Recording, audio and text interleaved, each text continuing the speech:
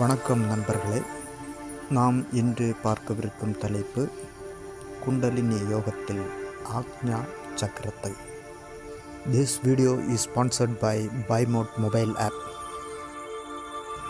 ஆக்ஞா சக்கரம் என்பது நம் உடலில் கடைசியான சந்திப்பாக அறியப்படுகிறது. கீழிருந்து மேலாக 6வது சந்திப்பாகவும் இது அறியப்படுகிறது. இந்த சக்கரமானது எங்கு நிலை பெற்றிருக்கிறது என்றால் அது நம் புருவ மத்திக்கு சற்று மேலே நிலை பெற்றிருப்பதாக அறியப்படுகிறது.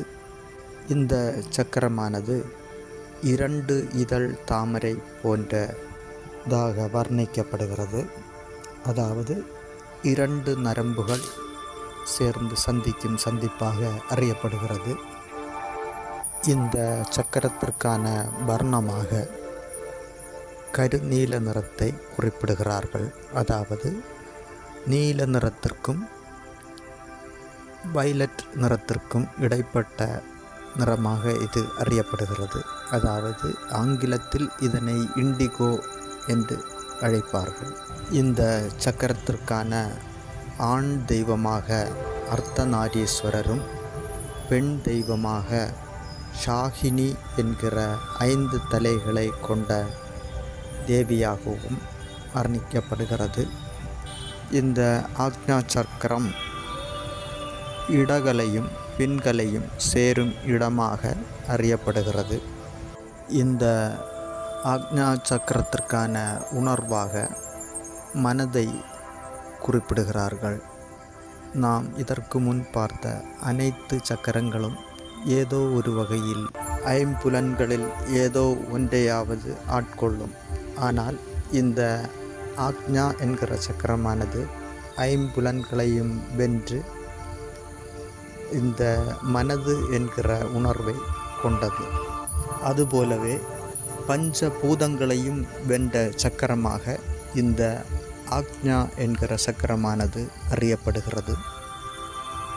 இதற்கு முன் கூறப்பட்டுள்ள சக்கரங்களில் ஒவ்வொன்றிற்கும் ஒவ்வொரு திருத்தலங்களை கூறி சென்றிருக்கிறார்கள்.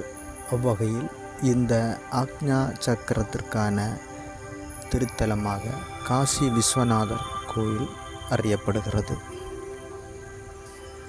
நமது உடலின் திரிவேணி சங்கமமாக இந்த ஆக்ஞா சக்கரமானது அறியப்படுகிறது. இந்த சக்கரம் விழிப்படைய பெற்றவர்கள் பிறருடைய மனதில் இருக்கும் பிறருடைய மன எண்ண ஓட்டங்களை அறியும் சக்தி படைத்தவர்களாக இருப்பார்கள். இந்த ஆக்ஞா சக்கரத்திற்கான மந்திரமாக ஓம் என்கிற மந்திரத்தை உச்சரிப்பார்கள்.